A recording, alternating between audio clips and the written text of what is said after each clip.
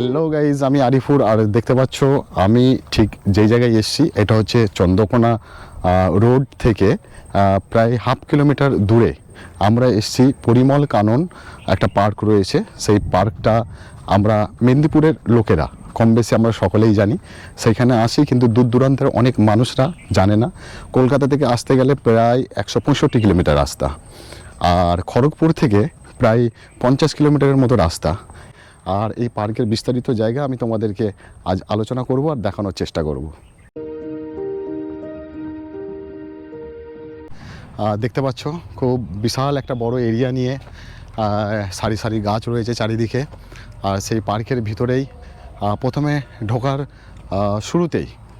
শুরুতেই রয়েছে একটা স্মৃতি মঞ্চ।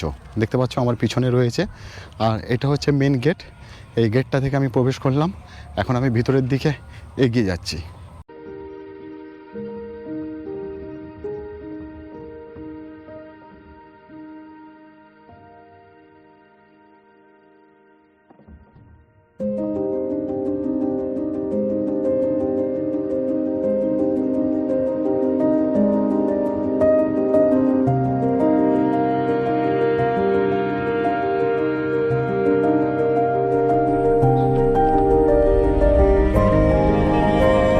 আসলাম ভাই, তোমাকে কেমন লাগছে বলো?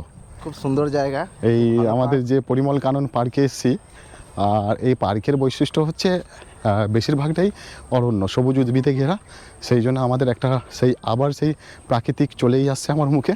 প্রাকৃতিক সৌন্দর্য সাজিয়ে রয়েছে এই পার্কটাতে। অবভিয়াসলি যে কেউ আসবে তাকে কিন্তু ভালো লাগে।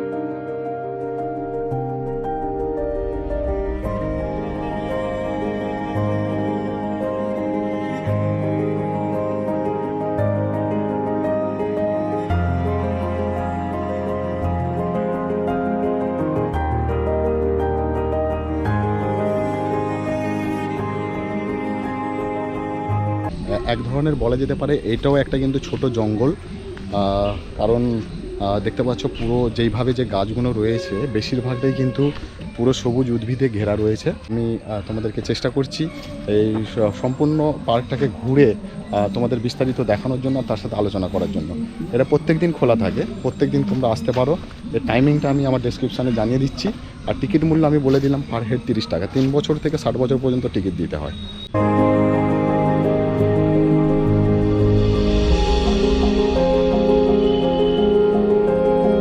যারা আমার ভিডিও দেখছো, যাদেরকে ভালো লাগছে, প্লিজ ভিডিওটার শেষে আমার এই চ্যানেলটা বন্ধুদের সাথে লাইক, শেয়ার আর সাবস্ক্রাইব করতে একদম ভুলো না। পার্কের ভিতরে দেখতে পাচ্ছ এখানে এরকম অনেকগুলো জায়গাতেই পুরুষ আর মহিলার জন্য টয়লেট করা আছে, পানীয় জলের ব্যবস্থা করা আছে।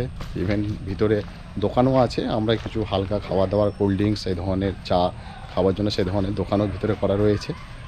অনেক বড়, প্রায় 30 হেক্টর জায়গা নিয়ে এই পার্কটাকে তৈরি করা হয়েছে।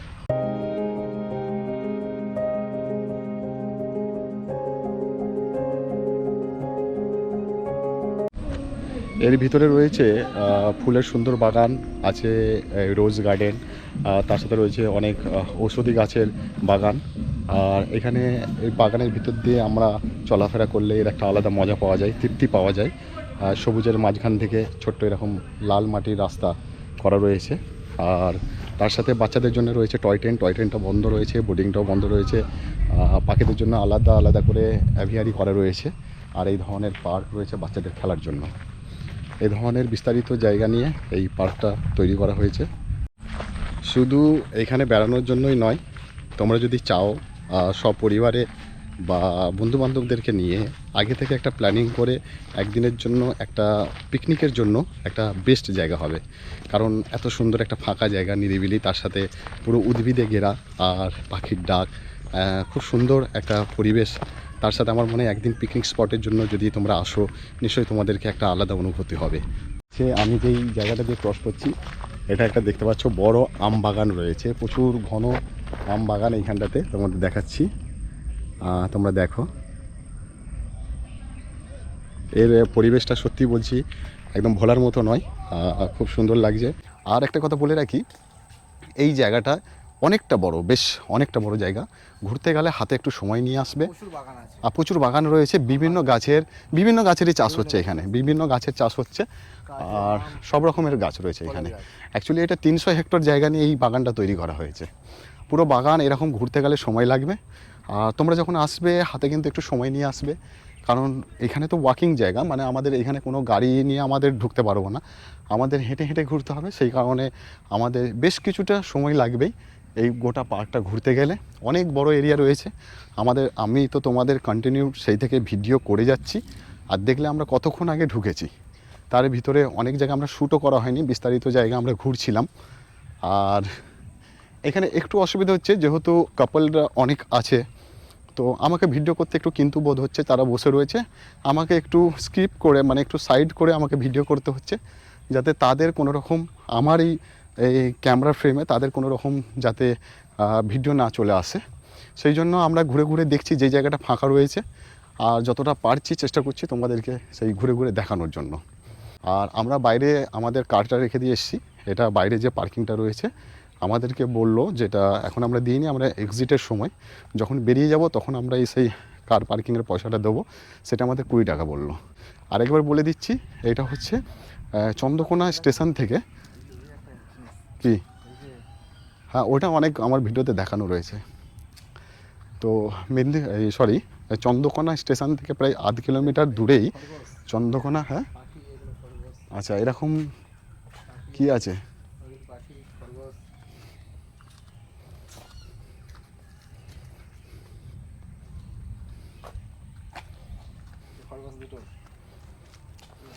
তো যাই হোক, আমি আরেকবার তোমাদেরকে বলে রাখি, ঠিক এটা চন্দ্রকোনা যে রোড রয়েছে, সেই চন্দ্রকোনা রোডের পাশেই এই পার্কটা, পরিমল কানন যে পার্কটা রয়েছে। এই পার্কটায় আমরা আসতে গেলে আমরা বাসে এলে আমাদের খড়গপুর থেকে সুবিধা হবে। খড়গপুর থেকে যারা আসবো তারা হচ্ছে এই চন্দ্রকোনা রোডে, এই চন্দ্রকোনা টাউনে আমাদের নামতে হবে। আর তার সাথে যারা আমরা কার নিয়ে আসবো, প্রায় কলকাতা থেকে 165 কিলোমিটার রাস্তা। আর এটা খোলার সময় কটা থেকে খোলে কাকু এই পার্কটা? আমি বলতে পারবেন না? আর যাক, আমি আমার ডেসক্রিপশানে আমি পুরো দিয়ে দিচ্ছি। যদি তোমরা আসতে চাও, যদি তোমরা আসো এই পার্কে, কটা থেকে কটা খোলা থাকে, প্রত্যেক দিন খোলা থাকে এটা আমি জানি, আমি সেই টাইমিংটা আমি আমার ডেসক্রিপশানে দিয়ে দেবো। আর ভিডিও সম্বন্ধে যদি কোনো কোয়ারিজ থাকে, যদি কোনো প্রশ্ন থাকে, তোমরা কিন্তু আমাকে কমেন্ট করতে ভুলো না।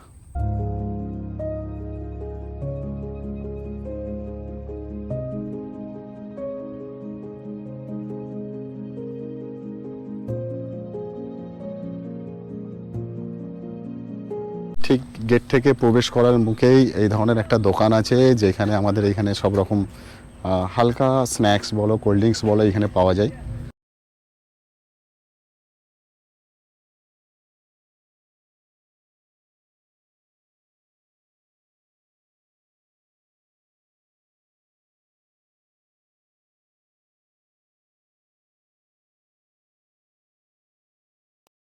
আর এখানের কিছু কিছু জিনিস আমার মনে হলো যে এখানে মেনটেনেন্সের অসুবিধার জন্য সেইগুলো ঠিকভাবে কন্টিনিউ করতে পারিনি। কিন্তু আমরা বাইরে বোর্ডিং দেখলাম, কিন্তু বোর্ডগুলো সব বন্ধ রয়েছে, অনেক কিছু এখানে বন্ধ রয়েছে। তো হয়তো কোনো কারণবশত তারা বন্ধ রেখে।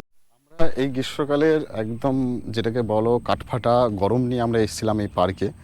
আর আসার পরে আমরা অনেকটা স্বস্তি পেলাম, অনেকটা আমাদেরকে ভালো লাগলো, মন থেকে নিয়ে, শরীর থেকে নিয়ে খুব ভালো লাগলো। আমরা ঘোরাঘুরি করে গেলাম, আর আমি তোমাদেরকে যতটুকু পারলাম আমার এই ভিডিওর মাধ্যমে তোমাদেরকে তুলে ধরলাম আজকের এই পরিমল কানন পার্কটাকে নিয়ে।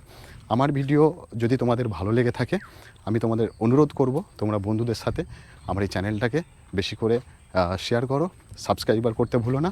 তোমাদের সাথে আবার খুব তাড়াতাড়ি আমার দেখা হবে এই ধরনেরই একটা নতুন জায়গার ভিডিও নিয়ে। ততক্ষণ সকলে ভালো থেকো।